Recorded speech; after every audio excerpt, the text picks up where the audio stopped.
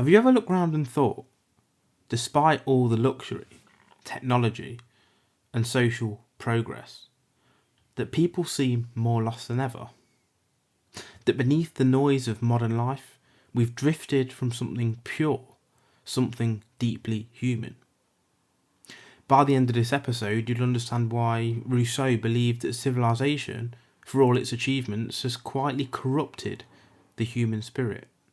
He wasn't just a philosopher, he was a mirror held up to the soul of society, and what he showed us wasn't flattering. This episode is sponsored by Strong Coffee Company. Fuel your mornings without the crash. Strong Coffee keeps you sharp, clean and focused with protein. Use code VANCRUX1 for 20% off at strongcoffeecompany.com. Back to the episode. Rousseau believed civilization didn't elevate humanity. It dressed up our flaws in silk. Imagine two men. One lives in a remote forest, gathering food, building shelter, sleeping under the stars. The other lives in a city tower, dressed in fine clothes, constantly checking his phone. The first man's happiness depends on his efforts. The second depends on approval. Rousseau would say, the forest man is free. The city man is enslaved, not by chains, but by comparison. He wrote, man is born free, but everywhere he is in chains. Those chains are invisible, made of reputation, envy, and the desperate need to belong. Picture yourself at a dinner party. Everyone's smiling, but no one's being honest. You say what you must to be liked, laugh at things you don't find funny, and feel the quiet weight of performance. Rousseau saw that as the tragedy of society. People are no longer who they are. They only appear. He warned that the most advanced societies, or the more advanced we become, the more we trade authenticity for comfort. Progress without morality, he believed, isn't evolution, it's decay wearing perfume. Before society, Rousseau imagined humans as peaceful, solitary beings, not savages, but creatures of balance. They needed little, feared little, and harmed little. Picture yourself waking up in that ancient world. You rise with the sun, drink from the river, eat what you gather, and fall asleep under the sound of the wind. There's no envy, no competition, only instinct, awareness, and gratitude. Now step back into today's world. Artificial light, instant notifications, 24-hour news, endless more. Rousseau said civilization replaced need with want, and wants are infinite. That's why the modern man is restless, constantly reaching for something he can never quite hold. Here's a thought experiment. If tomorrow all status symbols vanished, no cars, brands, titles or followers, how would you define yourself? That's Rousseau's haunting question. Strip away every borrowed layer, what's left? A frightened ego or a free soul? He believed happiness isn't found in abundance, it's found in simplicity, not in owning more but in needing less. Because when nothing owns you, that's when you finally belong to yourself. This episode is sponsored by More Labs. Late nights, early grinds, More Labs recovery drink helps you hydrate, keep sharp and remain balanced. 25% off with code VANCRUX1 at morelabs.com. Back to the episode. Rousseau's social contract was revolutionary, not because it demanded freedom, but because it redefined it. He said, true freedom isn't the right to do whatever you want. It's the power to obey rules you've chosen yourself. Imagine 10 survivors on a deserted island. At first they all fend for themselves. Chaos, greed, mistrust. But then they gather and agree on shared principles. We protect one another. We share the catch. We punish betrayal.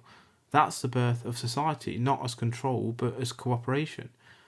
Rousseau called this harmony the general will, the collective conscience of a person seeking fairness. But when a government forgets the general will and starts serving only the few, the people become subjects, not citizens. He believed a state's legitimacy comes not from power but from consent. His ideas inspired revolutions because they gave the people language for something they had always felt. That freedom isn't gifted by rulers, it's claimed by individuals united under justice. It's not rebellion, it's remembering you were free all along. Rousseau's Émile was more than a book. It was a revolution in how we understand the human mind. He argued that children aren't empty vessels to be filled, they're seeds to be nurtured. The role of a teacher, he said, isn't to instruct, but to awaken. Imagine telling a child about fire. You could lecture them about heat, combustion and energy, or you could let them light a candle, feel its warmth and learn through wonder. Rousseau believed curiosity was divine, that education should feel like exploration, not imprisonment. He saw the tragedy of his time, classrooms built like prisons, children punished for asking why. So he created Émile, a boy raised in nature, guided not by authority but experience. Think of your own life. The things you truly learned didn't come from books or lectures, but from mistakes, heartbreak, discovery. Rousseau understood that the deepest wisdom doesn't enter through the mind, it seeps through the soul. He reminded us that knowledge memorized fades, knowledge felt transformed. He was obsessed with authenticity because he saw how easily humans pretend. Imagine scrolling social media. You see perfect smiles, exotic holidays, people living their best life. But deep down you know it's all a stage, an act, a performance. Rousseau wrote about this before Instagram even existed. He called it amour propre, a false love of self built on others' approval. He believed we've built an entire civilization of mirrors, everyone looking, no one seeing. He urged people to reclaim emotional honesty, to cry without shame, to love without agenda, to speak even when the voice shakes. Imagine standing in front of someone and saying, "This is me," flawed, uncertain, but at least real. That's Rousseau's rebellion. In a world addicted to illusion, truth becomes a form of revolution. Because when you stop performing for others, you begin to exist for yourself. In his final years, Rousseau withdrew from society, not out of defeat but clarity. He would wander through forests, journaling, singing to himself, observing birds, rivers and clouds. He realised that peace isn't found in changing the world, it's found in tending your own inner landscape. He believed that every person has an inside garden.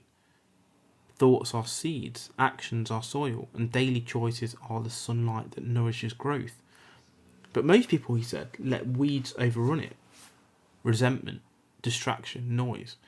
Rousseau's wisdom was simply to heal society, first cultivate the self. So here's a question. When was the last time you sat alone without distraction, without noise, without needing to be someone?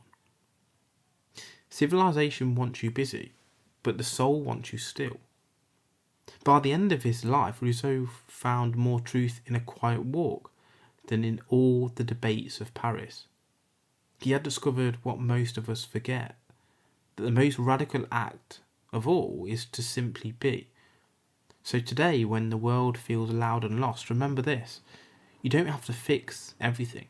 You just have to tend to your own garden patiently, deliberately, courageously.